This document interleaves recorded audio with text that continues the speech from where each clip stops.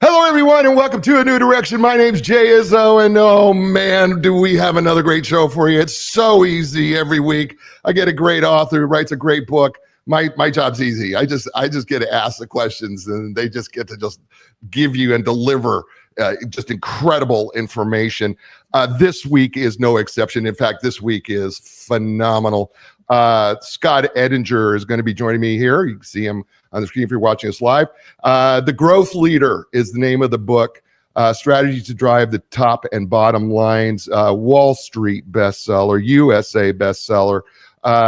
Absolutely, fundamentally, practically a game changer for every business, every level. Don't care if it's corporate, don't care if it's small. Everything that he says in here, everything. I'm not making this up. Everything that he says in here applies. He makes a caution, CEOs, C-suite people. If you buy this, don't buy this for like your sales team or your sales manager. You read it. Don't just buy it because they need it. You need it. Okay. Here's the deal.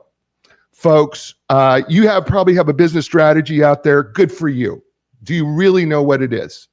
Probably not. At least that's what the statistics say. Does the rest of the company know your sales strategy? Probably not, because that's what the statistics say. And how about your salespeople? Is it in alignment? I mean, do they know? Do they understand that what's happening there between sales and you?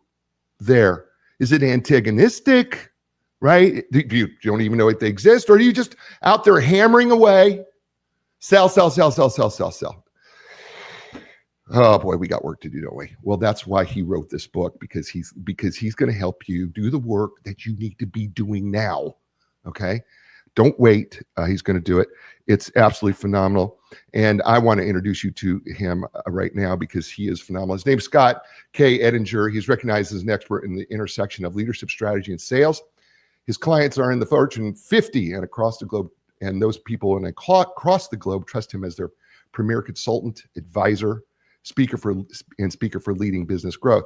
Scott works with CEOs and senior leaders to develop pragmatic approaches to drive top and bottom line results. He is the best-selling author of 3 books and over 100 articles in Forbes and Harvard Business Review, among other prominent publications. This book here, The Growth Leader, I already said it, but it's a Wall Street Journal USA Today bestseller. I mean, come on. His Harvard Business Review article, by the way, he wrote, look it up. It's called Making Yourself Indispensable. It's already being called a classic in the making. Scott's work has been published in a Harvard Business Review Guide to Your Professional Growth and Harvard Business Review Guide to Being More Productive.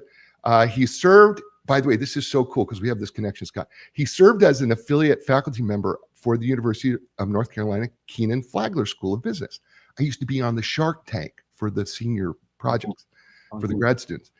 He received his Bachelor of Science in Communication and Rhetoric. Oh, by the way, you're going to love the stuff he does with Aristotle. It's pretty cool.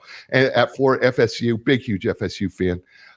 He's extensive traveler, avid football fan, seen the Seminoles in 6 national championships. He's even sung with Mormon Tabernacle Choir, even though he's not part of that. So, ladies and gentlemen, please welcome to the show. Welcome the first time to A New Direction, Scott Edinger. Scott, welcome to A New Direction, brother. Coach Jay, I'm thrilled to be here, and that introduction, I'm taking you everywhere with me. You're coming with me to every meeting I have to do the introduction. That was amazing. Thank you so much. By the way, you cannot foreshadow that I put stuff about Aristotle in The Growth Leader. Nobody's going to read that. It's so good, though. It's so good what you did there. Old model. It's an old formula. I know, but when I went to grad school and I was doing philosophy of psychology, and we were doing, ethos, logos, and pathos, and studying that in psychology in grad school, it brought back memories. And then how you linked it up later with the 3 C's, beautiful stuff. Hopefully we'll get there. I think we will. Wow. Let's jump right in. Chapter 1, it's called The Hidden Differentiator. You say the sales organization is always naturally more distant from the C-suite than many other functions, but the sales function is also closest to the customer. This creates for us a disconnect, doesn't it? When we've got the C-suite here, and yet who's interacting with the customer here, there's not a connection that works very well, is there? Yeah, that on the face of it, when you phrase it that way, people are like, huh, we kind of knew that. But when you say it that way, it's like the distance between C-suite and sales is typically the greatest distance in an organization through a function. And then you put in place, well, sales is closest to the customer, therefore C-suite distant from the customer in a lot of ways, particularly even if it's not the customer, I'd say the prospects, the people who are not yet your customer, the people who you want to be your customer, your ideal client profile. Those are the ones you are distant from, and that's the danger sign. Mm. You give us some statistics, one from McKinsey and Company and one from Gartner's research. And two numbers ring in my head, 25%, 53%. Yeah. And let's talk about the 25% of purchasing decisions is determined, this is the McKinsey study, by the overall sales experience, and 53% of return buyers is the sales experience. Let's put that together and give people a kind of why this is so important. Well, if you think about buyer behavior and purchasing decisions, particularly in a B2B environment, though since I wrote the book, I've had people send me tons of business to consumer research that says the same thing. That if the experience between the salesperson and the customer has anything to do with the decision, then that becomes an important factor. So the question is, well, how much of the decision is it? Is it incidental or significant? And it turns out that somewhere between 1/4 and 1/2 of the decision to do business with your company is dependent on the quality of that interaction. That now, again, assuming that there's some part of that interaction that's important. If not, you probably don't need a sales force. You can just have people buy from your website.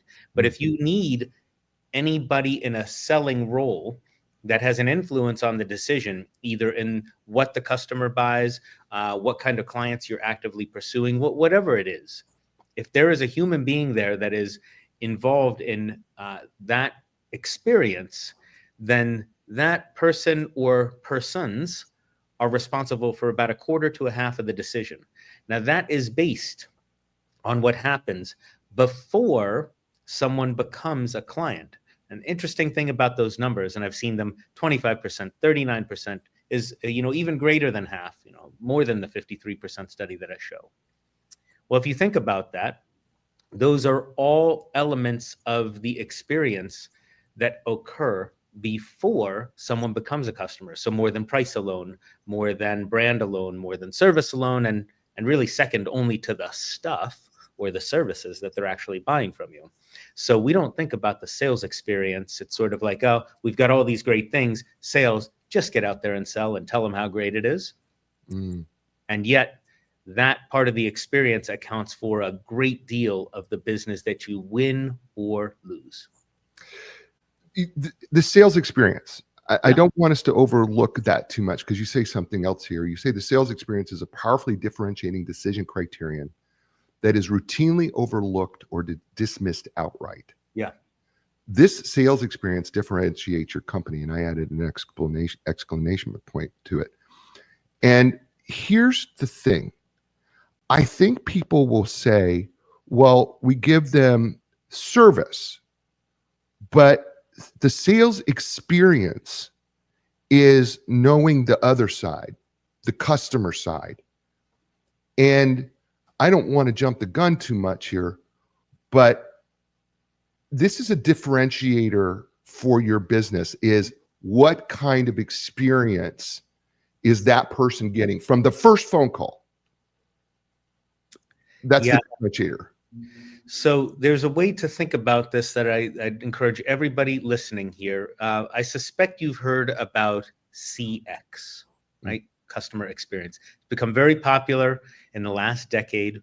Every leader I talk with says, one of the ways that we compete is on customer experience, which is great.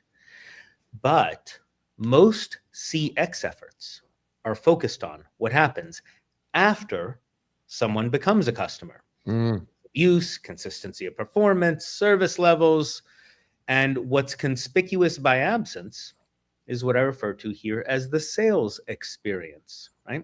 And if you think about CX and the customer journey, well, if the sales experience, that interaction with your company before I become a customer, if the sales experience is the first mile on that customer journey, well, then your prospects may get off at exit 1 if it's not a very good one, and they'll go have a customer experience with someone else. Because if it's focused only on pitches and telling and features and benefits and is absent insight, expertise, how do you think differently about your issues or with solutions that you might not have anticipated? If it doesn't have that kind of value in the experience, well, then I'm not too impressed with the walking, talking brochure. I'll go someplace else. Mm. And this leads me to a measurement that I love that you brought up. Sales calls your customers would pay for is the subtitle. Yeah. And I just had a call with my coach, because coaches get coached, by the way. Just let everybody know. They get Smart. coached. Everybody should have one. Yeah, I mean, they should. The best professionals in every business do, don't they? Yeah, I mean, well, every sport. What sport doesn't have their own personal coaches? I mean, I played sports, so I mean, we always had coaches. So what's different in life? I don't know. In business, I don't know what's different. Here's the thing. I was telling my coach today after reading this book, I said, here's my goal for being a coach, and here's the goal I have for you. I'm asking myself this question. Is this call a call I would pay for? Now, of course, I'm paying for it, right? But I want every interaction to be a call that I would pay for. Dig into that a little bit more, because that was a measurement that hit me really hard between the eyes. Yeah. This idea comes from a former boss of mine, a mentor, a guy named Neil Rackham, who I worked with for years. And he used to ask us this question: would the customer, here's the sort of litmus test on the whole thing. Would the customer write you a check for the sales call? Not the product, not the services that you're offering, the sales call, the sales experience, write you a check for it. My response to that question was usually something along the lines of, like, hey, boss, it's hard enough to just get them to write us a check for the services we're selling, let alone the whole sales call. But there's a very important and provocative point under that question, which is, how are you creating value in the sales process above and beyond the value of the products and services? Meaning, if you're not creating value, I don't need you there. They can learn about, buyers today can learn more online or from Chat GPT in 5 minutes about your company than you showing up to be walking, talking, presenting brochure. So value is created with insight, helping clients or prospects to think differently about their issues. That moment where they're like, oh, I hadn't thought about that. Or those moments where they say, oh, yeah, I see that. And they're looking at something they think is a small issue, but your experience says, oh, you're seeing the tip of the iceberg. And then you help them to see that. They're like, oh, got it. I see why that's significant. Or a solution they hadn't anticipated. Everybody listening here has had that moment with a client.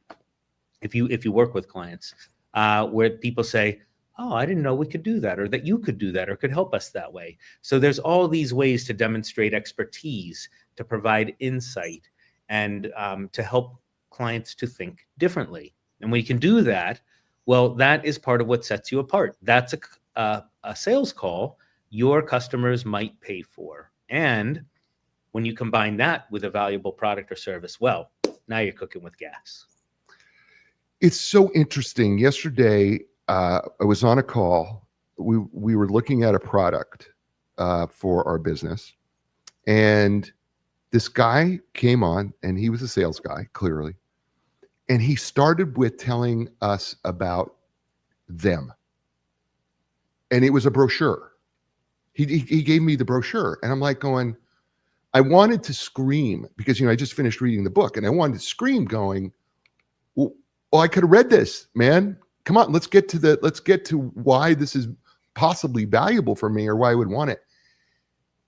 And it's just missed.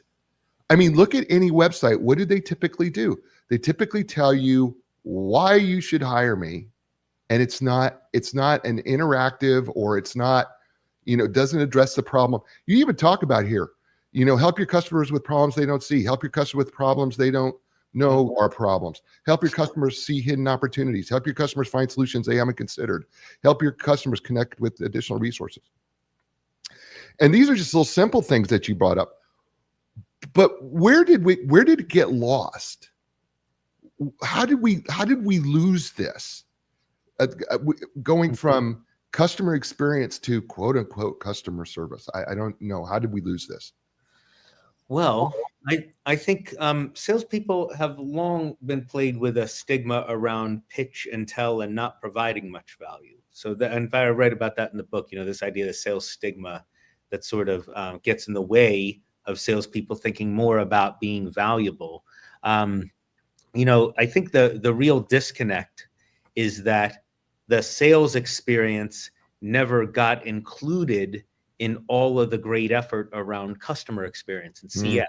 It's sort of like we got on this train about customer experience, but it was almost like it was customer service 2.0. There was no real difference other than some fancy terms. And if you really want to think about the customer experience, you start from the moment they begin to interact with you before they are a customer. All of that effort beforehand, and put as much focus there as you do in the effort after they become a customer.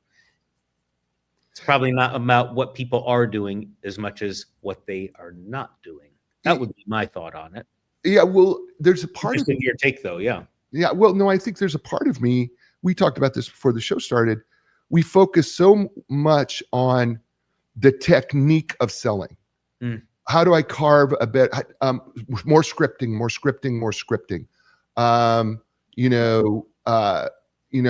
We try to carve out some human hacking techniques. We use, I just heard somebody do the neuro-linguistic programming, words that will make people buy from you, right? And we send people to these ways of trying to be a quote unquote salesperson versus a customer experience person. Yeah, this is all of this.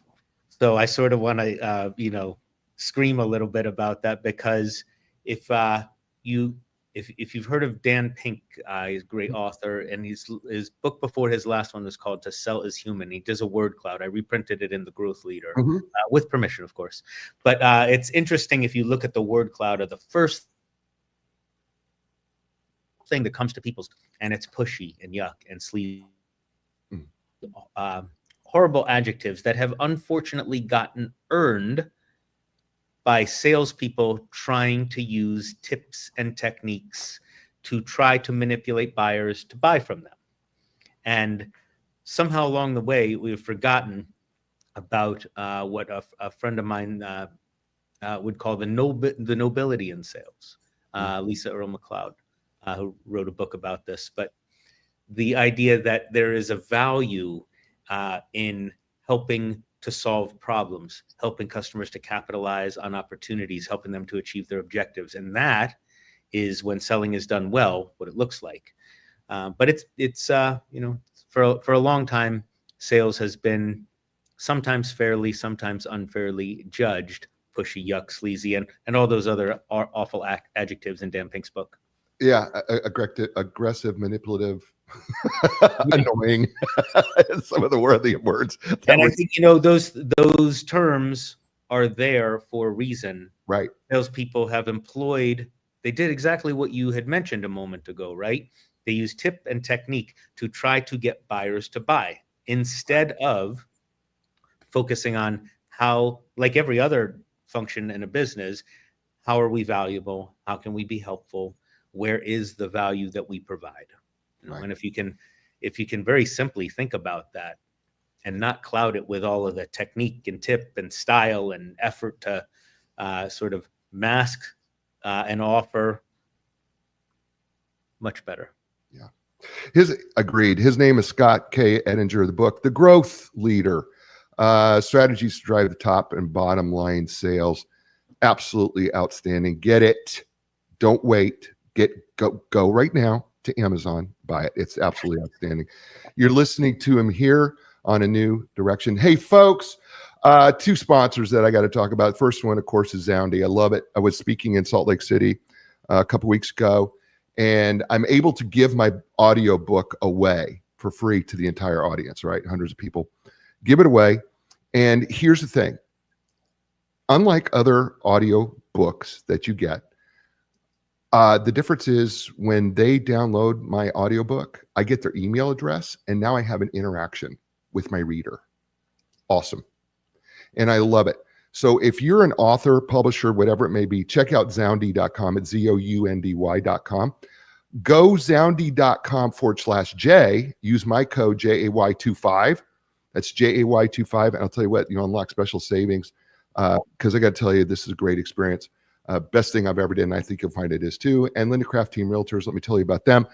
40 years helping thousands of people all over transition in life. And you said, wait a minute, I thought they would do real estate. Yeah, but think about it. Every place you've ever lived has been a life transition. They know how to take the stress out of that. They know how to make the process smoother. It's what they've been doing for 40 years, and they've been doing it successfully for people all over the world.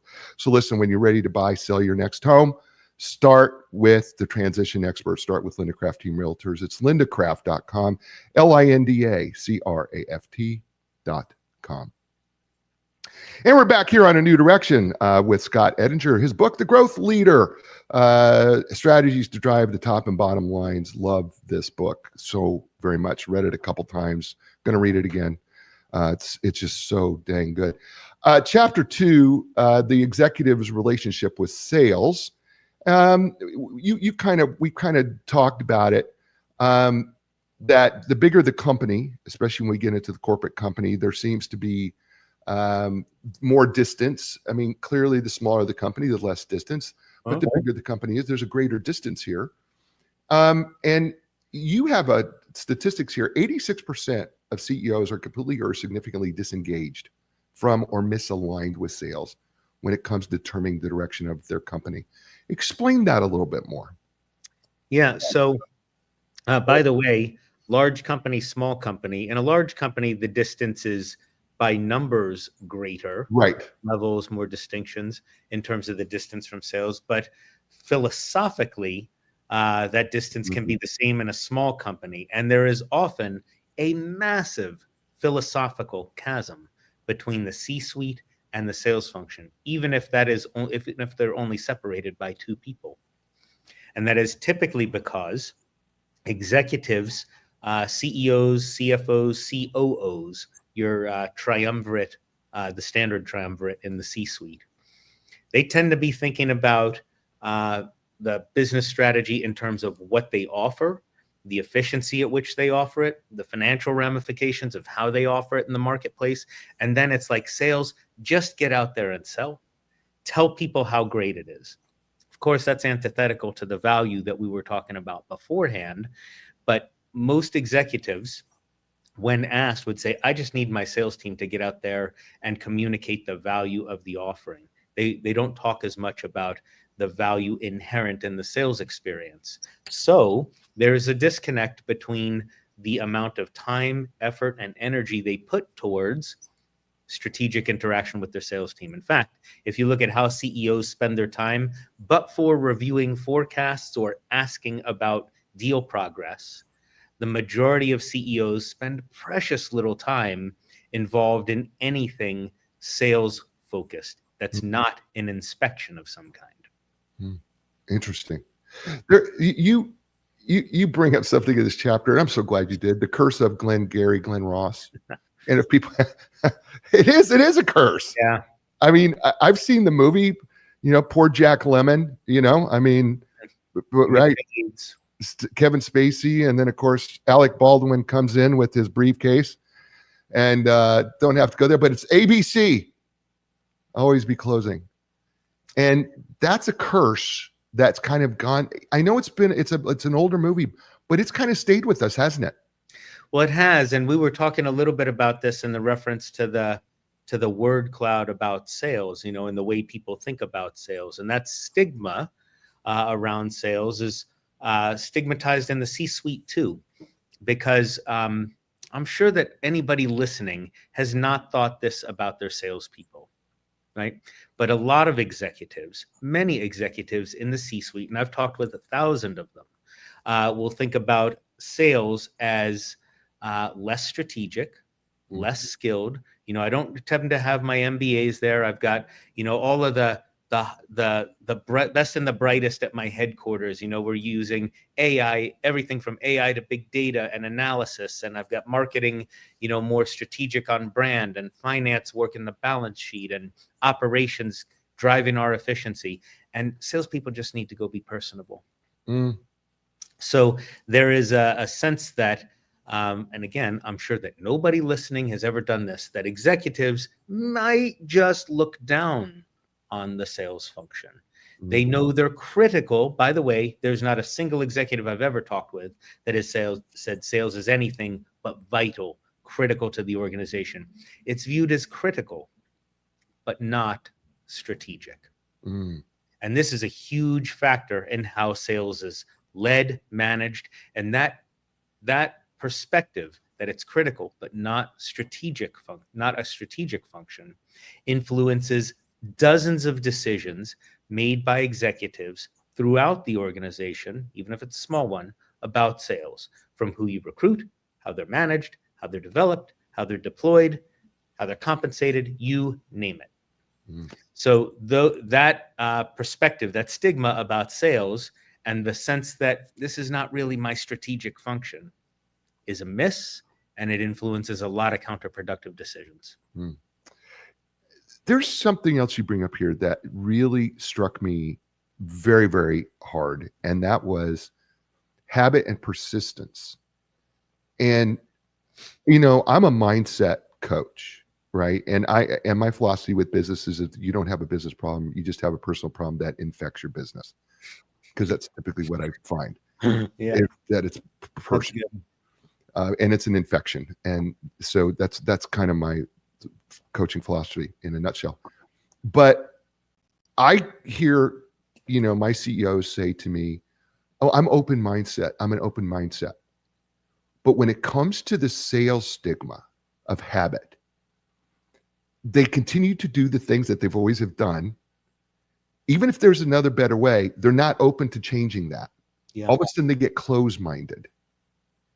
Do you see that too, as you go into bigger corporations where there's this, we're sending them to the same sales training that we've always sent them to, but nothing's really changing? Yeah. You're on a hot button topic for me. I'm going to try to stay calm here. But, when I work with clients on culture, I wrote this definition in the Growth Leader for culture: the beliefs that shape behavior. You're talking about mindset. We could right. Sort of swap out words there, but the beliefs that shape behavior. So how the organization thinks about sales, strategic or not strategic, critical but not strategic. How we think about sales goes a long way to informing the decisions we make about the sales organization. And when it comes to training, early in my career, I spent a half a dozen years in the sales training industry. A little more than, I think it was 7. I got out of that business. I joke with clients that it is the most frustrating business on the planet because salespeople would go to programs and after programs say, this is great, but there's 2 things here. Number one, way harder than anybody thinks it is in my company. And second, I'm not managed this way. This is not the way my company treats me. They treat me like I've got to go hit a number, a quota, and that's all that matters. And not the strategic pursuit of the right business, not any kind of consultative process. So the disconnect between sending people to some sales training island for a few days every year and hoping they come back as fundamentally different sellers, which executives always expect. And yet salespeople come back and say, yeah, I could try this, but that's not how I'm being led and managed. Number one failure. Lisa McLeod, who you alluded to, wrote a book called Selling with Noble Purpose. Great book. I was trying to think that I mentioned the nobility in sales. Her book name slipped my mind. No worries. Got you back, brother. Got you back here. She says here, leaders often believe if they can engrave the right words into the hearts and minds of their salespeople, their team will finally be able to sell the full value of their solution. Yeah. And yet her research indicates that it's about purpose, not about the money, not about the words. So I co-authored a Harvard Business Review article with Lisa earlier this year on compensation. The working title of that was that compensation is a poor substitute for leadership. And when it comes to sellers, there is this wish on the part of executives. When executives say, I need them to go sell the value, what executives usually mean when you get behind what they're saying is, I need them to go tell customers how valuable our stuff is and tell them all about that. They're not usually talking about the sales experience as a vehicle to create insight and to deliver expertise and subject matter expertise. So that is a miss. And this is a huge factor in that disconnect, because that is usually what executives mean. If you're an executive that's listening here and you're thinking about, well, what do you want your salespeople to do differently? The thing I hear so often is that I want them to be more consultative. Like when I talk with CEOs about this, that's what I hear. My people need to be more consultative. But then when you start to find where their frustrations are, when they're talking about consultative, they're usually meaning ask a couple of questions and then tell. And that's not it. Because there's no experience. There's no customer experience in that. Because if I'm telling you, right, if I'm just telling you things, what's the experience that I'm getting as the customer? Yeah, you're on it. And here's the potential miss if you're a CEO that's listening to this.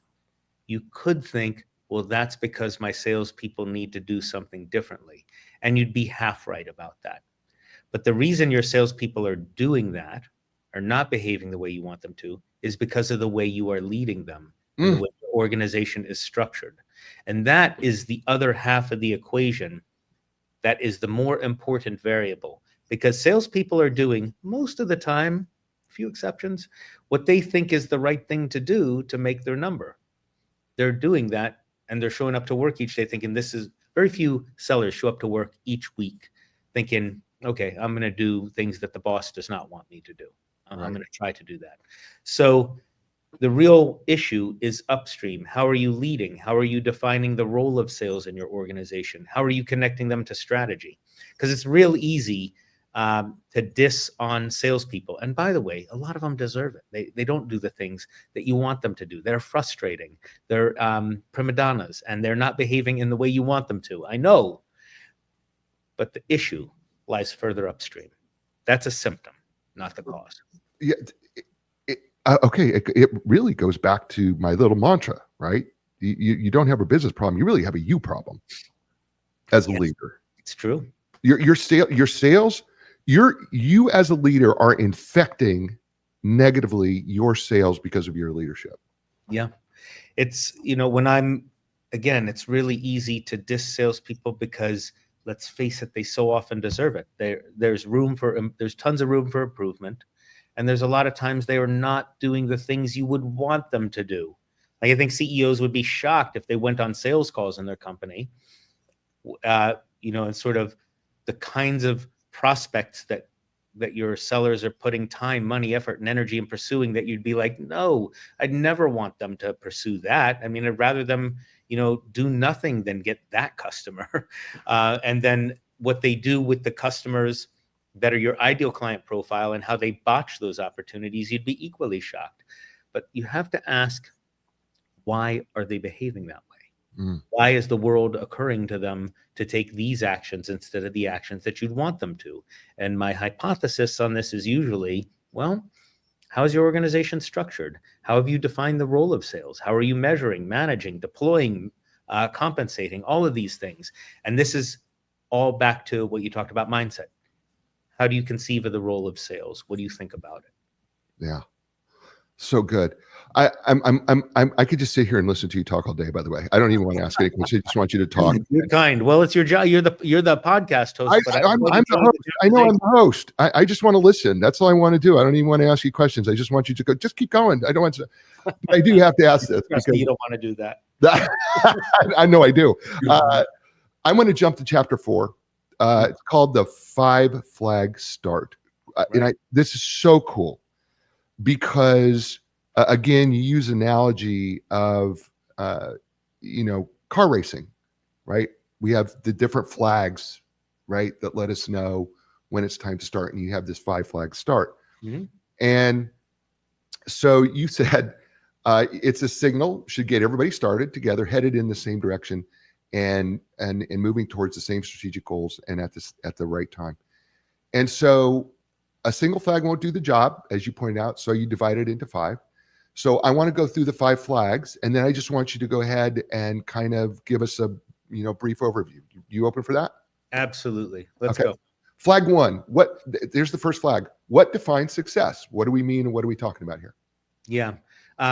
Before I do that, I'll say the 5 flag start, if you're listening, is a strategy framework. And my take here is that any good strategy is going to answer a handful of critical questions. I have 5 of them. But if you Google strategy frameworks, there's thousands of them, right? And some of the things that I mentioned are, you'd find the common elements of a few things in any good strategy model. And then there's a couple of things that are unique here. But most importantly, we're saying you answer these 5 key questions about your business, you're going to have a good, solid strategy. So the first one, what defines success? Most organizations I work with do not have a singular objective.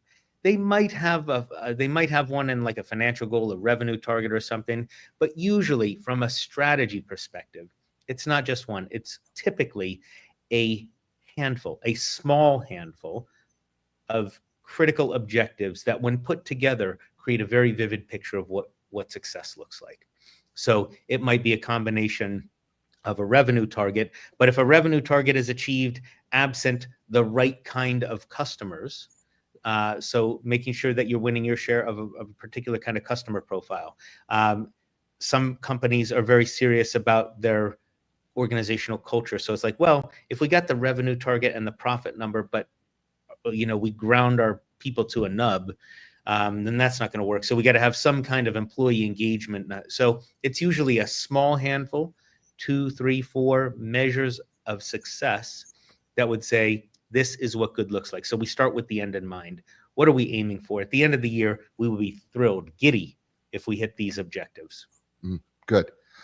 And flag 2, and I love this one because I'm a hockey fan here in Carolina, and I know you're a Tampa guy, and you guys have won a lot of Stanley Cups. We got one. Okay, you have a bunch. We've been around a lot longer. But flag 2, what is your power play? Oh, so good. Dig into this a little bit. Yeah. By the way, I'll say on flag 1, nothing revelatory about that, but the specificity and the precision is what is important in that. Your objectives, what defines success. Okay. Flag 2, the power play. I took this term from hockey. In the last 2 seconds, you now know as much about hockey as I know. There's a thing called a power play. I didn't really know much about it. I've learned though, because in Tampa, we do have our Stanley Cups to celebrate. Yeah, you do. You got 3 of them. If you're not familiar, a power play, and by the way, I learned it's also not just in hockey, it's in lacrosse. And someone told me after the roller derby. There you go. So it is an advantage. It is a numerical advantage you have on the field, on the rink, on the ice, wherever you're competing, where you have an advantage over the competition, and you are much more likely to score and win when you are on your power play. So in business, I'm saying you likely have a reason, a couple of reasons, maybe 3 reasons, probably not more than that, why customers choose you. Not the long list of marketing brochure kind of commentary that you would say about your business, but why customers choose you in the face of competing alternatives.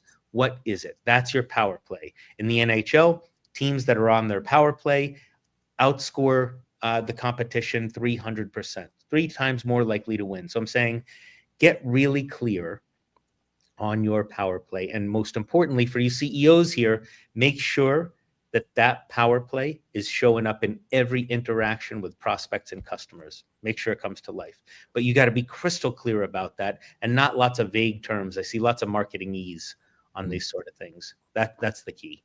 And Define power play. Your power play could be your customer experience. Absolutely. Absolutely. I made a different one. I made an additional consideration for that later, but absolutely. In fact, we could say, if the power play is part of your competitive advantage and the customer experience is part of your competitive advantage, well, there's more you have to do with that. I'll get to that in a second. Yep. But getting really defined, like so many companies are vague about this. They use marketing speak. They make me nuts about it. It's so boring and corporatese. You've got to get precise and put the rigor behind saying, when we win, this is why we win, and we're going to leverage the heck out of it. His name is Scott Edinger. The book, The Growth Leader, Strategies to Drive the Top and Bottom Lines. So good. Get yourself a copy. I've abused his. I'll probably have to get another one because it's just covered in dog-eared and yellowed and everything. I just highlighted the heck out of it. This is great praise from you, Coach Jay. I appreciate it. You're nice. Oh no, I mean, you can't find a page in this book where there's not yellow. I mean, it's like this is what the entire book looks like, folks. I don't know if you can see it out there, but it's nothing but yellow. Is what it is. You're listening to here on A New Direction. Hey, folks, my sponsors, I love them to death, and I'm grateful for them. Zoundy, absolutely game changer for authors, publishers, and anybody in the audiobook space. Here's the thing. A lot of audiobook companies out there. What I love about them is I have a code, QR code. People can get my book for free when I'm speaking somewhere. They download it. I get their email. I get to interact, find out what they like about the book, what they didn't like about the book, what they'd like to see me write, like what they'd like to see me talk about later. It's just perfect. So listen, check out Zoundy.com. It's ZOUNDY.com. Use my code. Just go to Zoundy, ZOUNDY.com/J. Use my code JAY25. That's J25. You'll unlock special savings. And Linda Craft Team Realtors, 40 years in the business, helping people all over the world, privately owned, unaffiliated with any national company. They do outstanding work known as the legends of customer service. But what really, I'll tell you, their website is amazing. One of the best things about looking at what they do, they actually have a child psychologist write a post about how to move with children. A veterinarian came in and how to move with pets. Just little things that just separate and make a difference. They'll make a difference for you when you're ready to buy or sell your home. Check them out, lindacraft.com, LINDACRAFT.com. And we're back here on A New Direction with my friend Scott Edinger, the book, The Growth Leader, outstanding book, Strategies to Drive the Top and Bottom Lines. And we're here in the last segment going through the 5 flags, 5 start flags. We're at flag number 3. We've gone through the first 2 flags, and for those of you who are just playing at home, the first flag was what defines success. Second flag is what is your power play. The third flag is who will value your power play. Let's talk about that.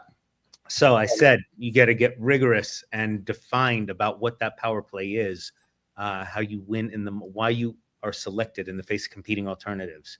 The next step in that is say, okay, who is going to select you? Ideally, because I mentioned to you earlier, I'm here in Atlanta. I've been working with a financial institution. So you can imagine a financial institution has an entire universe of customers, potentially. But there is a slice of the market that this organization is just perfect for. And I suspect if you're listening here, that you could say, yeah, there's a huge market that's available. You hear this term of total available market, which is usually a misnomer. It's usually an inflated number. But if you're saying there is an ideal client profile in the market that is most likely to value the kinds of things that we are great at, and they're willing to pay for it, That's the slice of the market you want to be active in pursuit, in targeting, and put all of your time, effort, and energy into going after. So getting really clear on who will value our power play, who is our target market, who are these people, and making sure that from an organizational standpoint that you are marshaling your resources in active pursuit against that part of the world, right? Again, CEOs would lose their mind if they knew how much waste they had in their organization pursuing business that is wildly outside the range of the kind of business they'd really want in the name of being opportunistic. I'm all for being opportunistic if it's easy to acquire and easy for you to implement. But outside of those two criteria, it really ought to be who will value your power play. What do they look like? Where do they live? And to go after them. Yeah, there's demographics and psychographics, right? Yeah, absolutely. It's a big part of it. Yeah, we can't eliminate one or the other or use just one or the other. You got to know them both. It's pretty important. Okay, flag 4. How does our sales experience create value? Yep. The forgotten child in the customer experience world, the sales experience. So if flag 2 is about your competitive advantage and your power play, what you offer, what are the reasons why prospects and customers would select you in the face of competing alternatives, then flag 4 is about how you offer it. Specifically on the sales experience, though when I work with clients, I have a handful of them that will put together sales and customer relationship experience, or sales and CX, recognizing that they want to put them together. But in the book, I highlighted sales only. I did that because it is conspicuous by absence in every strategy. And here, if you decide to apply it and you add client experience to that or customer experience, I'm happy. Go for it. Change the book. But I put it there because, as I mentioned, it is an afterthought when it comes to strategy. And here, I'm sharing with all of you who are listening and anybody who will read the book that the sales experience and the value creating engine that is your sales team belongs central to your strategy, not as an appendage to it. So here I'm saying, get it into your strategy. I don't care how you do it. I had to go out of my way to say, I'm adding an element to the strategy that's just focused on this. You have a really powerful final statement in this flag. And I hope people will grab it. You have to remind me what it was. Oh, no, it's really good. I want to say it because I'm so giddy about it. So if you want to know how sellers ought to sell, learn how buyers buy. Oh, sounds so intuitive, but we don't do it. Yeah. The amount of organizations I work with that will tell me, here's our sales process, and then they inflict that sales process on their customers instead of working with their customers or prospects on what's going to be valuable for them and being flexible with some kind of sales framework. But very frustrating. And that is a symptom of sales and the sales experience and the sales engine not being part of the strategy. So beautiful. All right, flag number 5. Where must we improve, build, or acquire to execute our strategy? So to this point, flags 1 through 4 in the framework are aspirational. They're probably based on a true story, but they're forward-looking. They're what you want to achieve and how you're going to continue to win or win better, and with whom and with what experience, right? The end of the strategy framework, I wanted to create a bridge to execution. To remember that you're not going to get there wherever your strategy is taking you in flag 1. You will not get there by declaration. I say this with clients a lot. You just because you write it, just because you've had this, sort of planning effort to create the strategy will not make it so. So you've got to be really serious about looking in the mirror and saying, okay, it's not going to happen just because we said it. What do we need to get better at? And what do we not have that we need to either develop internally or go get? That could be technology, it could be resources, it could be people, it could be another capability, whatever it is. But we're saying here, I want you to answer this question honestly. What do you need to improve? Or what do you need to build or acquire if you're going to be able to execute this strategy? And if you do that, then within the strategy, you build a mechanism for execution. That was my goal there. So good. We're in just the last couple of minutes. I'm going to jump to chapter 6, one particular piece of chapter 6 that when I was studying and when I was at grad school, and I was fascinated by this, and it was the Yerkes-Dodson law, which we call the inverted U theory. But you put it in a great perspective when it comes to sales and leadership on balance, pressure on performance.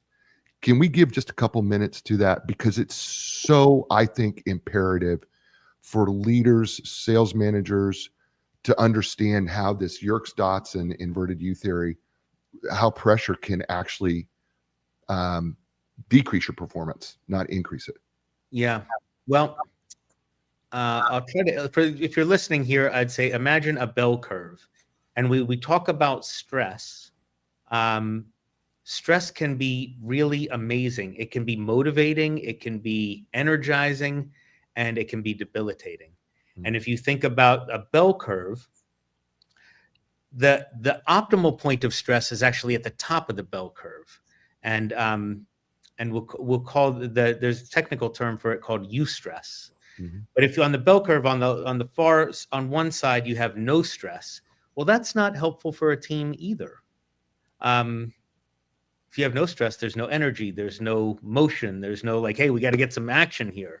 But if you have too much stress, which is where leaders tend to put too much stress on their sales team, then that's what causes people to choke. You know, you've heard in baseball, people get or golf, you know, I think it's golf or baseball, get the yips, or, people can't focus, or they're trying to close a client. By the way, what feels more obnoxious than a seller trying to close you when you're not ready to buy something, right? So we do all these things to motivate bad sales behavior. The thing I'd tell you as a CEO, senior executive, sales manager, whoever's listening here, think about the optimal level of stress, right? You want some level of pressure in the form of excitement, energy, desire to achieve, an intensity around getting better.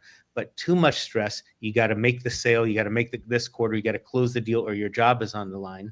Well, that may be true. I don't know that it's going to help your team perform better. Yeah. So you got to be really careful about managing the stress level of the organization, of your team, and on the individuals on your team. Awesome. We've done our hour. You've been outstanding. This has been a lot of fun for me. I hope you've enjoyed it too. Yeah, it's been great. Tell people if they want to hire you, coach, speak, how can they get a hold of you to do that? Yes, coach. Yes, speak. Yes, consult. You name it. It's part of what I do. So I'd love for you to come to me. I'm easy to find. It's my name, ScottEdinger.com, ScottEdinger.com. Lots of stuff on the website. 100 free articles from Harvard Business Review, Forbes, other places, chief executive. I also have a deep dislike of social media, but I do go to LinkedIn with some frequency. And I'd love for you to find me there. I put posts up about every week or so. Usually try to make it something of value, an article or something like that. I try not to, be one of those posting all the time, So you got to follow me if you want to get those, because I'm not going to just show up in your feed that way.